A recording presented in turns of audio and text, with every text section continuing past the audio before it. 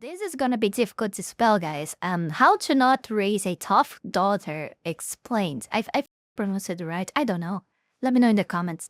By Remnant777. Okay. Don't forget to like, comment, subscribe. Let's watch it. Which would you rather have, a Thot daughter or a gay son? Well, it turns Oh my god, this is a pretty difficult choice you have right there. Let me know in the comments. Let's discuss in the comments which one. If you could only have one of these two choices, which one would you choose for your kid, huh?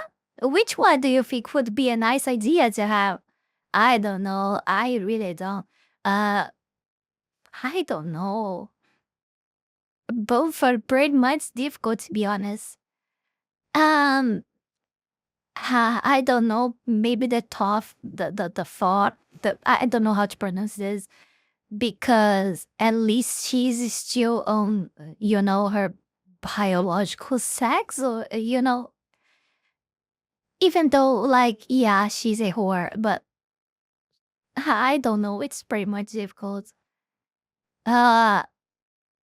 I don't know. It's complicated. I really don't know. Just forget that. It's really complicated. It's a choice no one wants to make, I guess. out there's some things you can do to greatly reduce the likelihood of your daughter being promiscuous. When it comes to neurology, I found some very interesting things, and we're going to be talking about that Why alongside with Belle some statistics, and then give you some actionable advice that will make it much less likely your daughter will be promiscuous. Firstly, whenever you discuss these things, people just say all you need is a father, and he can be a good role model and keep her from sleeping around. Is that good enough? No, it's not. It's not. To begin that, let's begin for the aspect that men cannot be men inside their relationships anymore, because that's how society built men nowadays. And I'm saying that in a more lawful way, and about talking about laws and etc. How society is built nowadays for this. But there is also the biological aspect, because men nowadays have less testosterone, so they are naturally acting less manly and more feminine. And also they are raised at these schools. Since when they kids, all the schools should be more female all the time. Schools are machines to make them behave and subordinate and etc. And this is not good for men at all.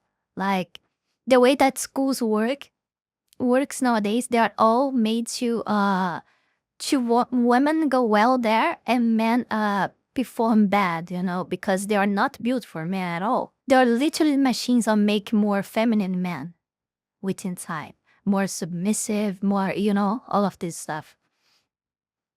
And for these reasons, you will not behave as you were supposed to, as as a real father should be, and take the right attitudes that you're supposed to have, and this will influence in the raise of your kid. It's all that your kid's gonna be depends on you and your spouse. That's it.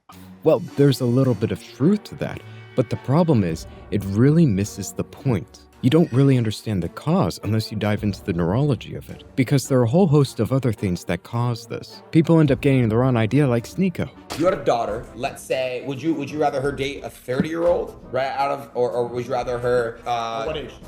She's 18. I don't want my daughter to date. Well, she's going to. No, she's not. What? My daughter's Oh my not going to date. god. But that's, Of course she you will. to control She that. will. It's her life. It's She's my 18. daughter.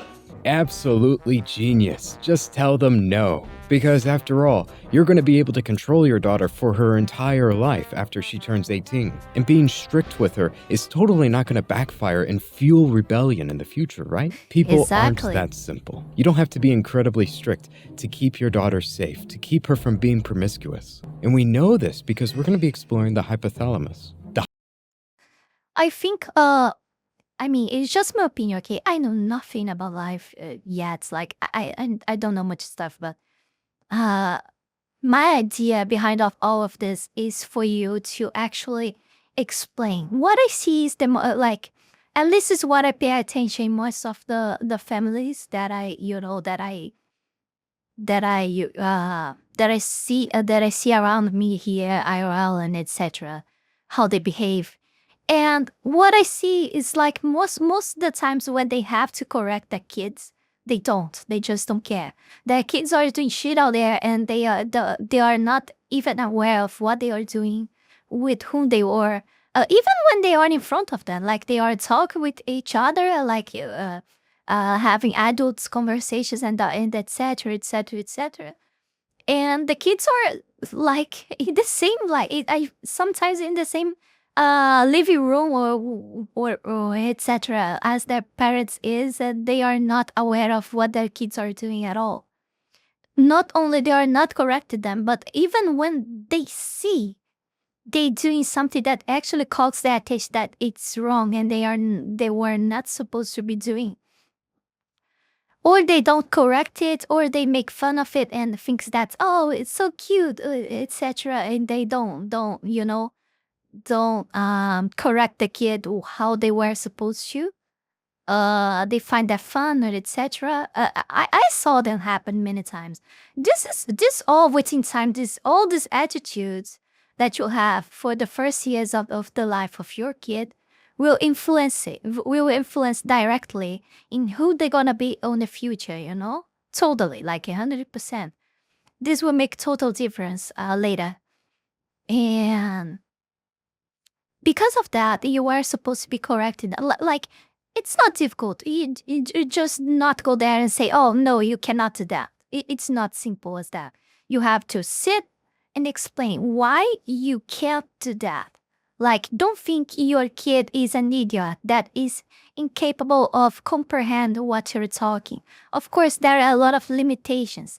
But if you all the times that you see that your kid doing something that you find that is wrong, and here's the problem as well, you have to find that is wrong. So if you have not built in yourself a very good correlation of what is right and what is wrong for the way you see society, the way you listen, the way you behave in society, your own behaviors at all, and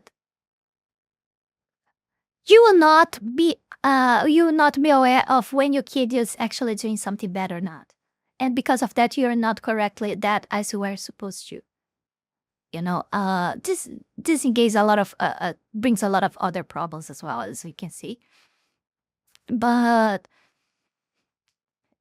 yeah, you have to sit with your kid and talk about why she or him is not supposed to be doing that, or is have that behave that you don't like them to have.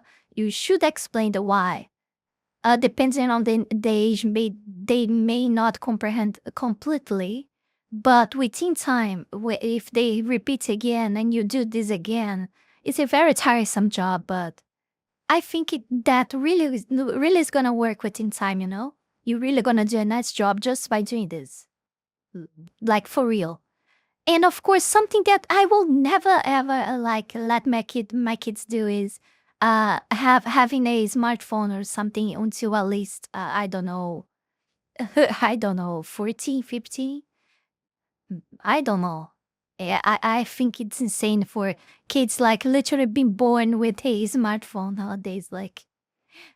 I don't know. Hypothalamus is extremely complicated. You could make several videos, hours long, talking about this, as people have. But we're not one of those videos. We're only going to be discussing what's relevant. That being, the hypothalamus is responsible for homeostasis and regulates your body. The key point being regulation. For example, you need to be hungry in order to eat. Otherwise, you'll starve, possibly become anorexic. Or, if you become too hungry, you'll become overweight. That's principally the job of the hypothalamus, but the problem is it's also responsible for receiving and regulating stress. You see, prolonged stress can damage neurons in the hypothalamus, and when that happens, you reduce the brain's ability to regulate stress, leading to symptoms and severe problems. For example, if it is disrupted due to chronic stress, Interesting. it can lead to things such as insomnia, or hypersomnia, which are both opposites to the extreme. In one case, you can't sleep at all, and in the other, all you can do is sleep. This is true for binge eating disorders, anorexia, and even mental disorders such as bipolar, OCD, and even increases the risk to addiction. It's even connected to borderline much personality interesting. I disorder had no idea. and hypo and hyper. I mean, I know about this part of the brain that he said that I would not try to spell this in English, would be a total disaster. Hypothalamus. Yes, I tried. Yes. I have a rough idea of what its function, but I think I never saw such a very easy to understand explanation of the general idea of it. Like, it's a very nice work here. Hypersexuality, because that part of the brain is responsible for regulating your sexual hormones and your sex drive. It's even connected to impulse control. Very key things, because when you look at a lot of people who are, frankly, for lack of a better word, very damaged, they display so many of those things together. And what causes this disruption is not just chronic stress, but trauma, being physical and sexual.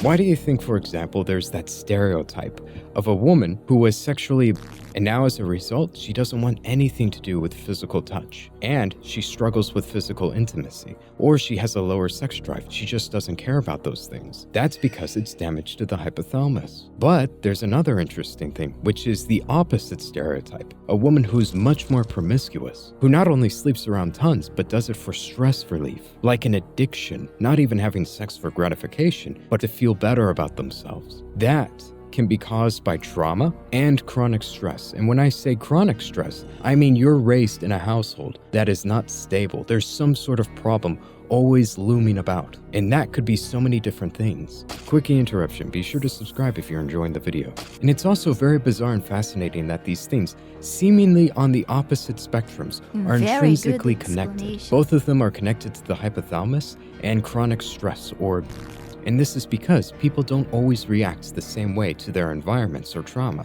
because we are a combination of both nature and nurture. Not everybody reacts the same way to horrible things. But what's very fascinating, I noticed, is all of these things that are intrinsically connected to teen pregnancies, depression, anxiety, mental disorders, promiscuous behavior, all of those things we discussed. They're all intrinsically connected to single mother households. And I know what you're going to say. You're going to say, that's not because they're single mother households. That's because they make less money. But the problem is, even if you take into account how much money they make, and you compare single fathers to single mothers, you still get this horrible problem, which is 70% of teenage pregnancies come from single mother households. They're also 5 times more likely to...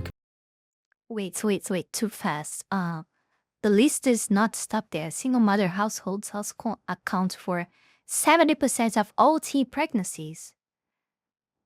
Oh, wow. 70% of all child murders. And they account for the majority of filicide cases? What the hell is filicide? What the... No, I have to search this. I still have no idea what this is about. Because I don't know what this is supposed to mean in my language as well. What the fuck? Well, I will let you guys in the comments to estimate that. Majority of filicide cases, which means yes, a child living in a single mother household is the most likely to be murdered by their parent. Wow. Wow, I had no idea. I had no idea at all. Damn. For example, studies have found that children that from single mother households are 5 times more likely to than children from both unbroken households and single father households, 9 times more likely. Oh my god.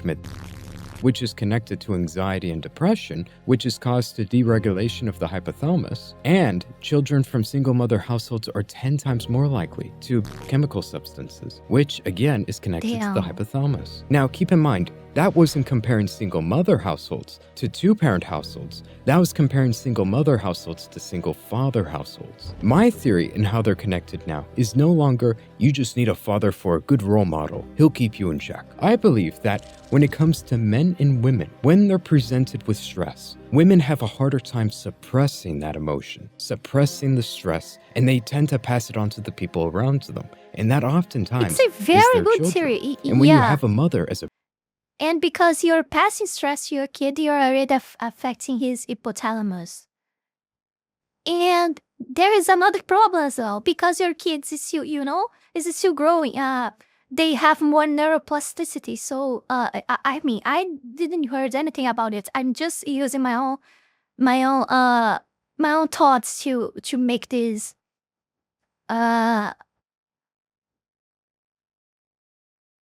It's just my idea, okay? Don't take this with a grain of salt.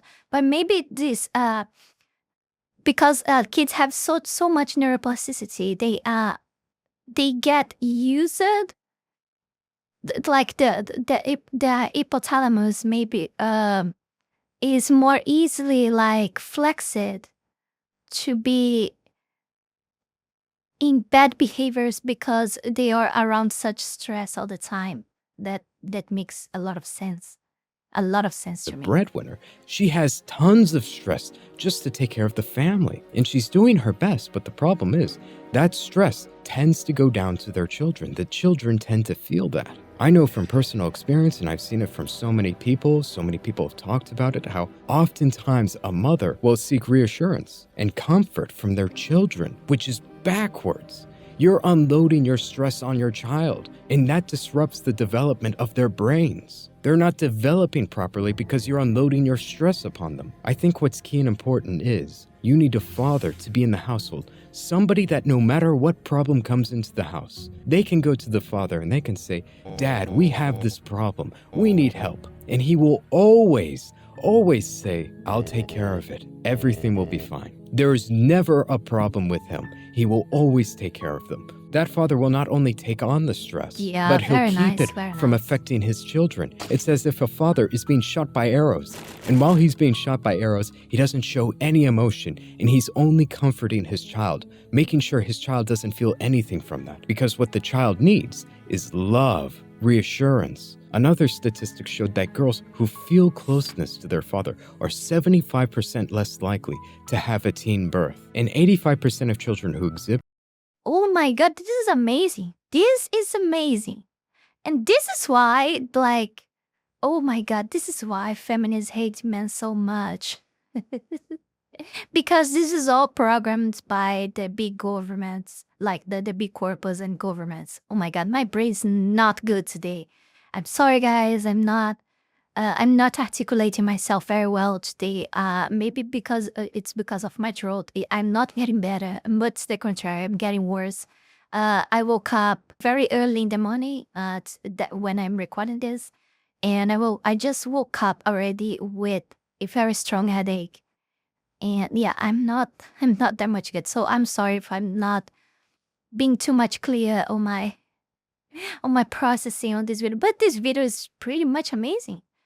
Wow, it's much good. I saw many videos of Remnant777, but this probably this is the best one I saw up until now, like for real.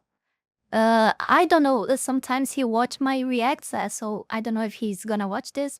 But you did such an amazing job with this one. Seriously. disorders are from fatherless homes. I think as a father, you don't have to be incredibly strict with your children. Instead, you just gotta make sure nothing happens to them, no abuse of any kind, and to make sure that there's no stress that's being put on them. They're not feeling any stress from the family friction.